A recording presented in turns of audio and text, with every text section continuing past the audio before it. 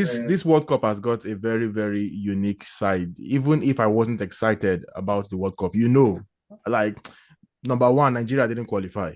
I Then number swear. two, the whole Mm. politics and off the field issues around the World Cup just made me lose interest. But so far, hands up, I'm enjoying the World Cup. And I'm enjoying the stories behind goalkeepers. What's his Yeah. name? Is it Vozinha? Osinha. Vozinha had like less than 1 million followers on No, Instagram. less than 50. 50,000. Good. You see, that was me trying to be nice. Motion, bro. World And Cup has a now billion motion. he has over 13 million followers. 14 million now. Then the goalkeeper of Curacao, Yeah. 37-year-old room. he also He had left no room to he concede. also has over 1 million followers on Instagram. So it's like a tournament for goalkeepers. Handy, why did you not make it as a goalkeeper? Bro, I could have been Mendy right now, bro. Like I could have been Mendy, being Mendy's position. I've always told you that whenever I look at Senegalese goalkeeper Mendy, he keeps reminding me of what could have been. So are Bro you is better than Mendy? 34. Bro is 34. We're almost the same height, the same age. And Wait. You're almost the same height. no, I'm not talking about height, but yeah, like we're almost the same age. I think I'm even older with months.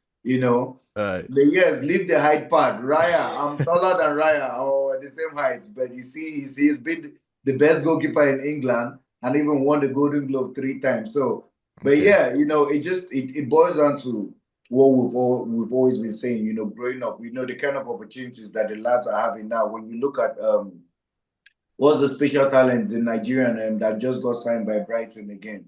Zadok Uh, Johanna. yes, Zadok Johanna. When you look at situations like Zadok, we didn't have these opportunities growing up. But now you have scouts literally in Nigeria, watching these grassroots footballers and giving them opportunities. So And it's just it's not over. Ronaldinho just signed for a club at 46. It's I not still don't over. You are believe still that. young. I had to go to Ronaldinho's page, his own handle to check. He never mentioned anything about that. He was only talking about the World Cup, appreciating fans for coming out, So to was watch that a Brazil. lie? Did he not That's sign? what, like I said, I don't believe that because his own handle did not post anything about it. And Ah. also, I read the news this morning, about our Nigerian female defender Ashley, the Oh yeah, Plumter. Yeah. yeah, Plumter. So apparently that Facebook handle is not hers. It's always Facebook, eh? Always Facebook. Exactly. So the whole Facebook message about them not selecting her, wanting her to, give what she cannot give, that's actually a fake account and it's verified. That's the crazy part. So that's why we have to always try and verify information this You time have before to digesting it. re-verify. Re-verify. Okay, Yeah. guys.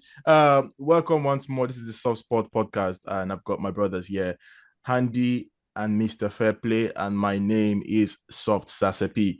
It's been a while. We haven't seen you guys in a long time. A lot has happened. Arsenal have won the league. Yes. Finally. Oh, I should have brought my oh. Congratulations to us, man. There's a reason I'm putting on this shirt. I need Congrats, to remind congrats, everybody. Look at this man. See this Real Madrid guy. Oh, you guys, if you remember, Seriously, I got this jersey. At some point, it was as if he believed more No. than I did. Exactly. Because he was always Throughout. so confident that it will happen this year. Even and it before the happened. season started, he was more optimistic even than myself. Exactly. Yeah, I big said up to it. you. True. I'm very, very happy Arsenal did it. I was very positive that this was going to be the year. I came prepared. But on the day of the Champions League final, I spoke to this guy on the phone. Do you know what? It felt like he was the Arsenal fan. This guy was crying that Arsenal lost. I was on edge. I was nervous. I kept saying, I won't lie, I had my own agenda. I did not want to do it back to back. But Arsenal deserved it. The fact that Arsenal got to the final and they delivered the Premier League like I predicted, I honestly felt this year they were going to give the double. Yeah. I was kind of disappointed, Gabriel, but maybe next year. I mean, Messi missed a penalty, so anyone can miss a penalty. Okay, guys, let's just talk about what's going on right now in the World Cup. We've said a few things, but how are we feeling? Handy, we'll start with you because you're closer. I don't know if you have any chance to go see any game in Canada, but what's it like? What's the atmosphere like in Canada?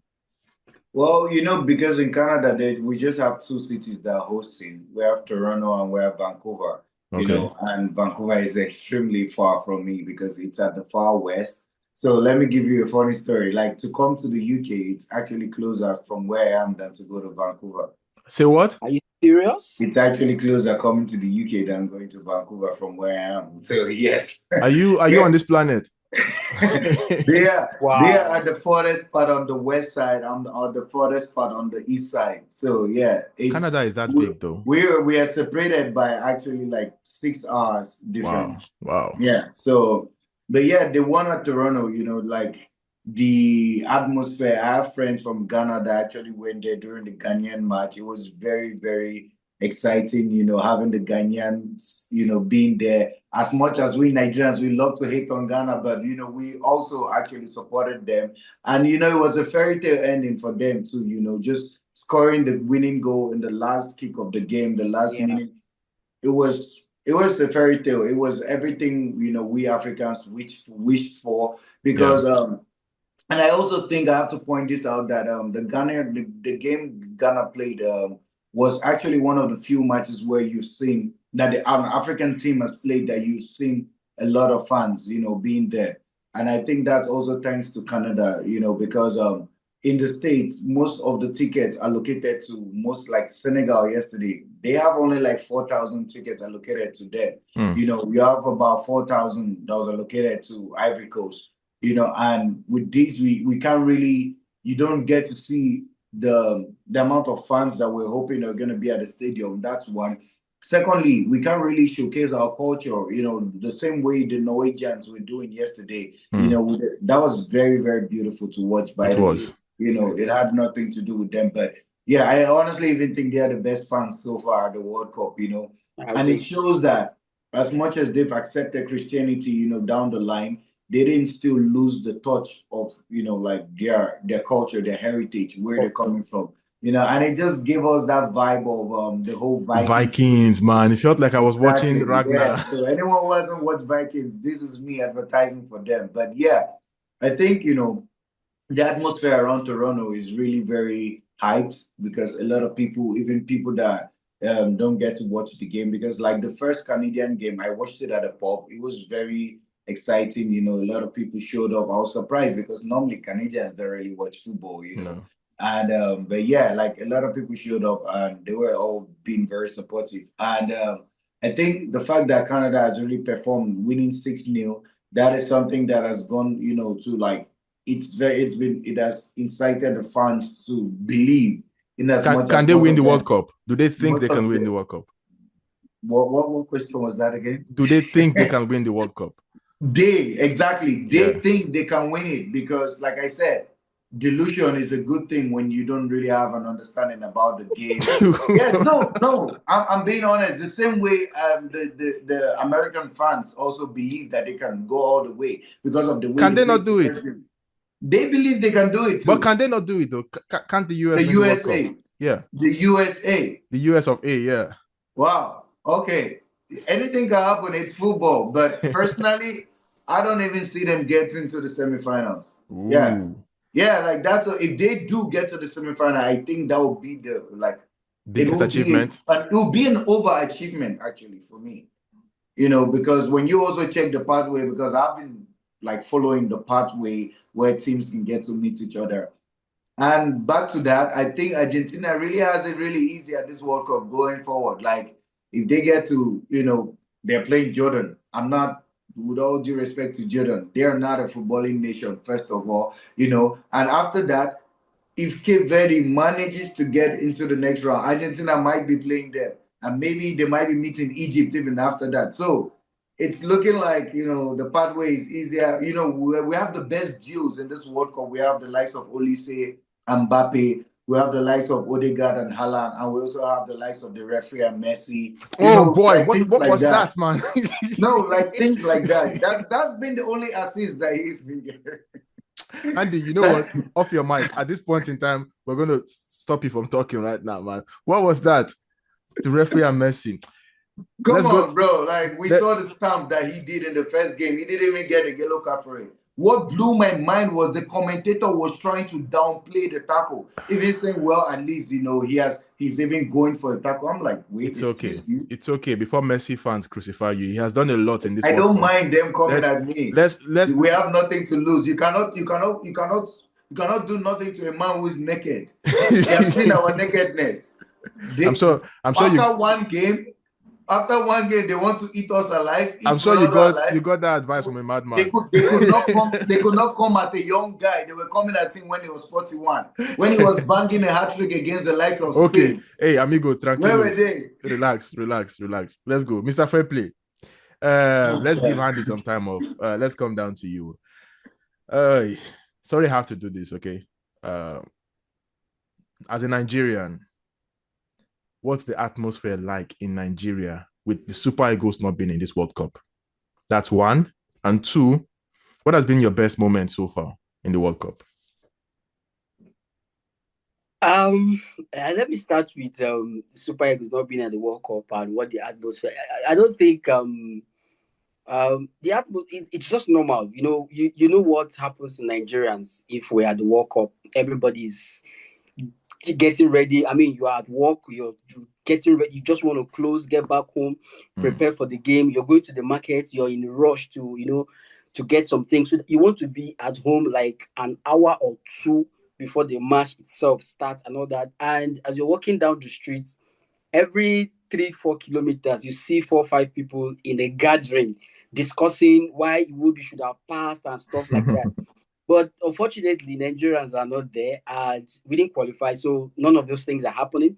You could see a few people here and there talking about the game, but you can't compare it to what we all know Nigerians always do when we qualify. So the atmosphere has been generally just there. And the fact that the timing does not favor those of us over here, most of the games are played either in the evening or very late. So if you watch the game, you go to the office, you sleep, and stuff like that. So it's been really the time difference helps. Yeah, it does help. Yeah, I think so for some. But for those of us who are very, very, very, very active and so glued to the game, it doesn't. Because somehow we always have to find a way to watch. And then when you wake up in the morning, you're struggling and stuff like that. So yeah, it is what it is. Do you watch some games and feel like, if we had qualified, we would definitely do better than Congo, do better than Senegal? Does that come to you? Yes. I've watched a few games. I'm looking at Tunisia. I'm looking at Egypt topping a group, and I'm looking at this group like, if we are in this group, there's just no way we won't be topping this group. But remember, you didn't top your group in the qualifiers. That's why you are not there. Yeah, that's why I say this is what it is. Yeah. But the reality is that if we had made it, I feel like I've seen enough to say, yeah, would have done something better than some of these teams. With the way we also played at the Nations Cup too. You understand? We showed the world that we were actually the best team that did not win. Yeah. So it is what it is. And for my best moment, I think my best moment has to be just watching Cabo Verde doing wonders at the World Cup. Yes, they've not won the game, but their performances have been wonderful. You're playing against European champions. It held them to a 0-0 draw. You're playing against 2 times champion Uruguay, and you're not letting them breathe. I score, you score, I score, and all of that. So they've been a beautiful story at the World Cup, and I think their second goal, the equalizer against Uruguay, has been probably my best moment, because the way I jumped and shouted, I don't know, it was strange that I celebrated that much, So yeah, for Cabo Verde performance at the World Cup has been my own best moment so far. Okay, you know what I have to say? Like, I keep reminding people whenever they speak about Cape Verde, I'm like, you guys have not been watching African football, because if you have been watching for in the last 4 years, you can see the growth. I'll take you back, to 3 years ago. I remember the Nations Cup they played. You kept saying it that anyone who's really watching the Nations Cup closely, they'll see that Cape Verde has been like one of the best teams. I remember that clearly, that you stated that even the last Nations Cup, they stepped up a little bit. It was a rough patch for them, but they stepped up. So anyone who has been following African football for as long as we have, that it's not really a surprise. They were not coming here just to participate, to take their number that, hey, we've been part of the World Cup. No. Yeah. The way they play, the hunger, the desire, like you said, Everson, the second goal, that goal scorer was on the pitch less than 5 minutes. Yeah. Exactly. The way he controlled the ball from the goalie, having that calmness to still not let the ball drop and place it. It just shows you that these guys, they came ready. Am I wrong? Am I wrong to say that they've got the most technically gifted players in Africa? I'll say that again. It's not by big names, but you watch the way they play when it comes to technique on the ball. Almost every player is good. The goalkeeper clears it, and you see the winger controls the ball calmly. When it's time to do one-on-one take-ons, they do it so with ease. With ease. Pass the ball. It's almost like you're watching Prime Barcelona. I think if they had more belief and probably a better center forward, I was about to say that they would have won all their games so far. True. I think they've just been lacking in the final third. Yeah. But what you just said, when they are taking on the player, the confidence they have, it reminds me of JJ Okocha. And it's everybody, like they face every you head player. On, they square you and they check you and they take on you. Like, it is that insane. Like, this guy, oh my God, no, Cape Verde, they've really, shown the world that a country with just 530,000 people or more or less, can come to the world and, show the world what they're made of. It just lets you know that sometimes what most countries are lacking is just opportunity, And even the likes of Iraq, honestly, as much as they lost 3-0 to France, the warm-up game against Spain, they played 1-1. They've shown that, they're not an easy team to just push over to. Most of the teams that when you hear their names, you'll be like, oh, they're not a footballing nation. They've actually come out, to like surprise us, to be like we're no pushovers. Look at the likes of Canada winning 6-0. Like that's the first win that Canada has ever registered at a World Cup, and you're registering it at with that kind of scoreline. It just shows that this World Cup, they've gone to continue the legacy of every host nation qualifying, bar the one country we know. Let's not take their jabs. We don't want to take their jabs. No, we don't want to take their jabs. They have to go back home. So we don't get to take their jabs. Let's leave politics out of here, bro. Let's leave politics out of here. Seriously, there's a lot to talk about, but I mean, we'll talk about them subsequently. We've talked about your best moment. Handy. Yeah. Who has disappointed you so far? Disappointed.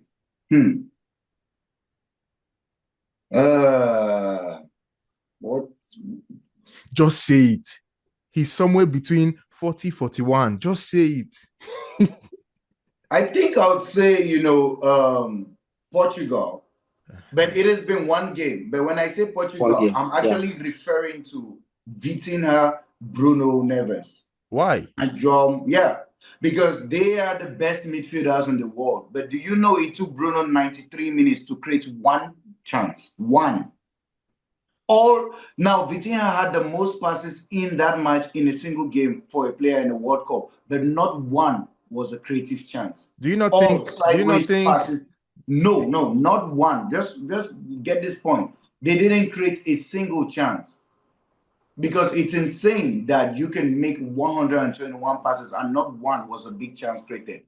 Now, it goes down to show you again that the only chance we saw in the game, which, what's his name, Constantine created, that one chance, which was not even a big chance, right? But that one chance, the way Ronaldo has been criticized for missing that chance or not letting it for Bruno, we're not on the pitch. You know how it is. Sometimes you as a player, you have to be able to tell the other player, sell. With the likes of, I don't even want to go into it, with the likes of Henry explaining what kind of runs Ronaldo should make. You haven't watched Ronaldo if you're telling him to make those runs. He cuts back. His runs are always out to cut in. It's Champions League final against Juventus, same thing. Modric gave the ball to him. Carvalho, he comes out this way. But that was the only chance that we saw that was created. Now, the goal that was scored, that John Neves scored, Ronaldo kind of pulled the two defenders towards him, because they were trying to go at him. That's why Neves had that free space to run in front.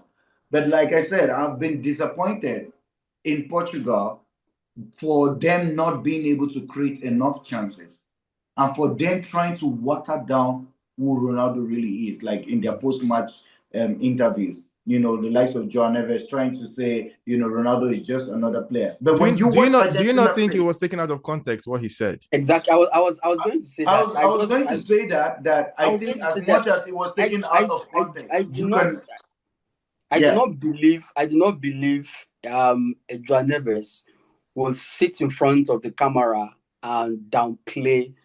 He's just a kid. Like, there's no way. I'm sure he's one of those kids that has been looking up to Ronaldo like for as many years as possible. There's just no way he will sit in front of the camera and downplay what Ronaldo is all about. I think he was taken out of context. Okay. It's just unfortunate that if what really, you've been in this game, you know what the media is all about. They want to feed on everything. the one thing why I choose to differ is there's also a video of João Neves talking about great players in each league, and he goes to Saudi Arabia, and Ronaldo was not even mentioned. So it just shows you but it shows you that his fellow as Portuguese. much as he respects Ronaldo, there's also that thing. There's one thing you need to know, Ever. If I'm asking you about the greatest player of all time, obviously you're going to call Messi. If you ask me the question, you know my answer to that question. But when you don't see someone like that, right, there's always that room for disrespect. Handy. I don't think say that something. question. Sorry, very brief. I don't think he was asked about the greatest players in all of those leagues. Yeah. He was asked about the best players in those leagues for this season, and I think it was Joao Felix that won that award for the Saudi Arabia League. So it was fair. I understand your point, Joe. I understand your point. In a team that has Ronaldo, even if Ronaldo gives 60%, just know where you look. You fly over Ronaldo to mention someone. I understand that, but I think he's growing. He wants to have a mind of his own rather than allowing people to influence him. But very very briefly about the Portugal midfield issue. Why are we not looking at the fact that you're playing against Congo, for example, and you know you are very superior to Congo in every aspect of the game, and instead of going all out, having an attacking team where everyone is so direct on the play, he decides to play 4 midfielder with Conceição and the rest on the bench and Bernardo Silva playing on the wing. Bernardo Silva has not been playing wing football for 200 years. The message you're sending, first of all, is that you're respecting the Congo. You're trying to dominate midfield. You're being cautious in your approach. So that played the part. So by the time you now bring in this attacking player, it's the same thing Spain did in the first game against Cabo Verde. While we're celebrating Cabo Verde, I mean, how do you start Gavi as an attacker? Gavi, Luis, and I mean, that's being complacent. Exactly. You're like, the approach is a conservative approach of we're going to dominate the midfield, we're going to keep the ball instead of going all out. But you could compare that to France, compare that to Germany. They were playing against teams they knew they were superior to, and they didn't bother trying to. They just went straight, and they got the result that they needed. So, I really don't want to look at the João Neves, Vitinha. I'm looking more on the manager's approach. I feel like the approach is the biggest issue on the day, but we're ignoring it because people want agenda news with Ronaldo's name and all of those things. And also, sorry, I just want to add that I won't be surprised. He destroyed the so-called Belgium talent. How do you call it again? Golden generation. Yeah, the golden generation. So I won't be surprised, if he ends up, You know something? It's very difficult to single out people because he's doing his job. I've never done that job before. But from a point of analysis, when that appointment was made, I said to myself, why? How? Not just you. Why? Yeah, a whole lot of us were wondering. Roberto is a good manager, but stylistically, I don't think he's cut out for that kind of job. You're talking about being conservative. That's him. That's his style. He has been like that from his Wigan days to Everton. He has been like that. Even with Belgium. Belgium had the most talented attacking players, but he didn't really let them play that much. You're You can't tell me you can't name two, three Belgium games that you enjoyed. Yeah, apart from the comeback against Japan in the last, I think that's like. So I think the manager has some blame here. Even with Ronaldo, I'll say this: you need to learn to manage someone like Ronaldo. We understand he can still give you that moment. Ronaldo can still score a hat-trick in this World Cup. It's just about chances. You don't need to manage someone who's fit. Messi 39. No, 90 minutes. No, that's what I'm saying. You need a goal. You can't take off the player that is. I'm not talking about putting him on the bench. I'm talking about managing Ronaldo.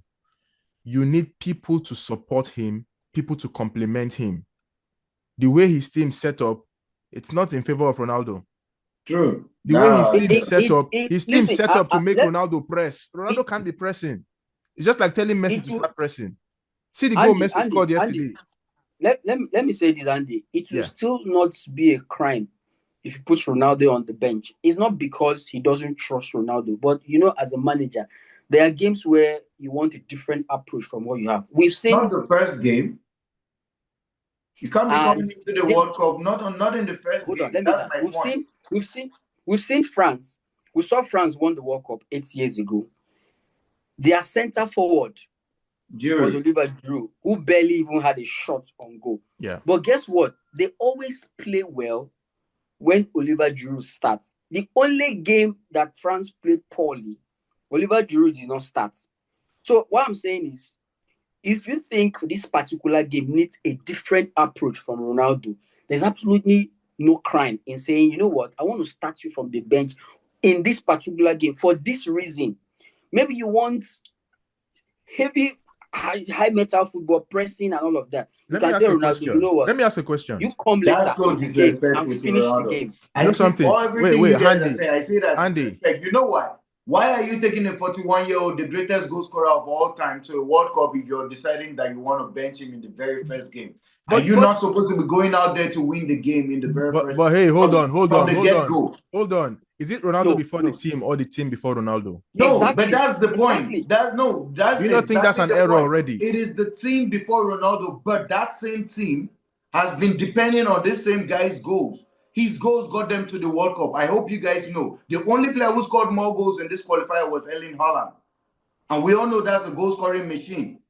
So the only other player that scored more goals than Ronaldo in the qualifiers was Erling Haaland. So you cannot tell me that you want to bench your greatest goal scorer, not about history. I'm talking about the qualifiers that got them to the World Cup. When you want to achieve success, sometimes what you have done in the past doesn't matter. Can you say this about Messi? No. That's the question I have. Can you say this about Messi? Categorically, yes, if Messi is physically fit, that he could somehow be dropped on the bench. Listen. Can Scaloni even think of it? Can Scaloni even think of it? Now, listen. Let's look at it this way. During the qualifiers, Ronaldo played against European teams all through. But this is the World Cup where you have to play against African teams, South American teams. It's a bit different. And I'm not categorically saying, just bench. I'm not saying as a manager, when you want to achieve success, you look at what works for you in this particular game. You could say this first game, the approach I want to use is this, and I don't want you to start. You come from the bench and finish the game. In the second game, I'm counting on you to start and finish. There's absolutely nothing wrong with that. It's about wait. Let's be very honest with ourselves. Have you ever seen it being done like that? Different thing. Have you ever seen it being done like that? That a coach gets to bench his star player in the first game at the World Cup. Every team comes out, gun blazing, brings out their best squad. You win your first match. You win your second match. Then at least in the third game, you can bench some key players. That's how we know that it is being done. But you can see the subtle disrespect again, like I mentioned, when it comes to Ronaldo. This is the kind of subtle disrespect he gets. That you see the suggestion. You can see Everton is even suggesting. For you to even be suggesting it, it's an abomination. And that guy on that CD, the guy you're holding on that PlayStation CD, that guy that Ronaldo's one leg has scored more goals than his entire career. The same player that could not score in a final, in any final. He won the World Cup at 98 on the bench. He won the World Cup at 98 on the bench. He was at Arsenal. He could not win a Champions League. He had to run to an easy team. No, he had to run to an easy team. You see, he had to run to an easy team in Barcelona why to get to win the struggling. Champions League. Because the same guy who gave Ronaldo a Ballon d'Or and Ronaldo screamed, "Sue!" and you could see the jealousy on Henry's face. The first thing you could say after a game was, the team needs to score, not Ronaldo needs to score. Who are you to lecture Ronaldo about goal scoring? Okay, sorry. Apostle, calm down. You see, wait, no. Mr. Fairplay, order. No. Let me just say this. You have 1 minute. I'm not going to take long. 1 minute. I'm not going to take long. Please. Okay. This is exactly the issue with Ronaldo fans and to some extent the problem that the national team has faced. It's always about Ronaldo and not always about the team. Like, you should, if you want to win, the first thing that should come to your mind is the team. If I'm going to achieve success with you, it's not a problem. But if I'm going to achieve success with you coming from the bench, it's not a problem. The most important thing should be, how do I achieve success? Not you. Everything is always about Ronaldo got you. Injured. He stayed on the okay. And he coached his team to get to win that cup. Okay. So it has never been about Ronaldo. It is just who he is. Okay. He's the most followed person on social media. Not an athlete, the most followed human being on social media. So it lets you know that this is the kind of crowd and attraction that he gets. Order. So it's not just about Ronaldo. We have 2 minutes to go. We have 2 minutes to go. Order. Omo, if you are a supporter of Ronaldo, you have automatically earned yourself a degree in law, because that guy will make you become a lawyer without knowing. The reason why I was putting this up was Henry just caught a stray bullet. I was trying to show you that this is Pro Evolution Soccer 2004. Ronaldo was already a baller at this time. All he made, they don't retire. And now you are here. I just saw that Henry, and that Henry triggered me. You are here giving Henry straight bullet. And there's no way if you're being honest with yourself, there's no way you can look at Thierry Henry. I love Henry. I love his analysis of the game. But there's no way you can always look at Henry and not say there's no subtle jealousy with Ronaldo. Because he was the guy. Igwe was the guy in the Premier League. But there was a young boy that came when he was trying to touch the young boy on his head, and the boy was like, "Hey, don't do that." Okay, you have taken this to another level. That boy has gone on to become a greater player, a greater goal scorer, a 5-time Ballon d'Or winner, something Henry did not even most followed sportsman on Instagram. Most followed human being. Human being. Okay. Yes. Let's clap for him. Bozinho is coming for his title very soon. Okay, we have 1 minute to end this now. You know what? We're gonna do another episode sometime. But really, Handy, what did you study in school again? Law. My dad wanted me to study law, dude. Ronaldo has made you a lawyer. Mr. Fairplay, you did well, but I think maybe on the next episode I'll try to bring someone else, because you guys were just going bullet for bullet, man. You know what? I can't even say anything again right now. I'll leave it to you guys watching to go in the comments and let me know what your thoughts are, because these two lunatics, they have they have put me off my game today. All right, thank you so much, guys. It's England versus Ghana today. Quick prediction. Scoreline England prediction. 4, Ghana 1. Mr. Fairplay. 3-0 England. Okay, so you mean the Lions are gonna eat egg today? And remember this: Ronaldo is scoring 2 goals today. Oh, Ronaldo!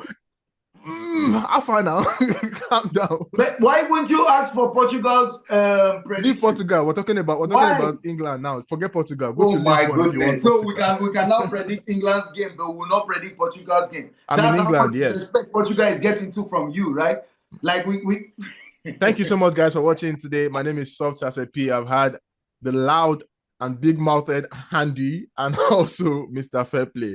Okay, please go in the comments, drop your comments, and tell us what you think about the World Cup so far.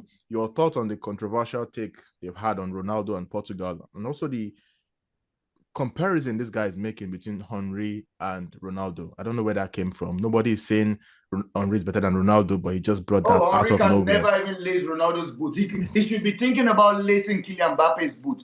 Because Mbappe is 2 times the player Henry was. Okay. Let me do my outro. Let me do my outro. To Henry. That is not an insult to Henry. Okay. Even Lionel Messi cannot lace on what's it called, Mbappe's boot at the World Cup. It took him 6 World Cups to get to 17 goals. Okay. Mbappe is at his 3rd World Cup, playing in three different positions. Let's go home. 16 goals in 16 games. End it.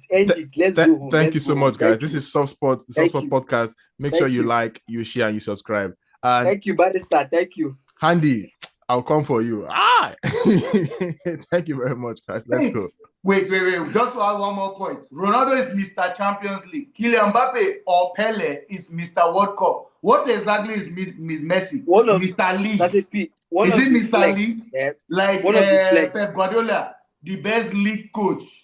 This is going to end in 2 seconds. 1, 2. One of the flex Bye-bye. of being a Messi fan is that you don't stress yourself. See how Andy is stressing himself. Hey, dude.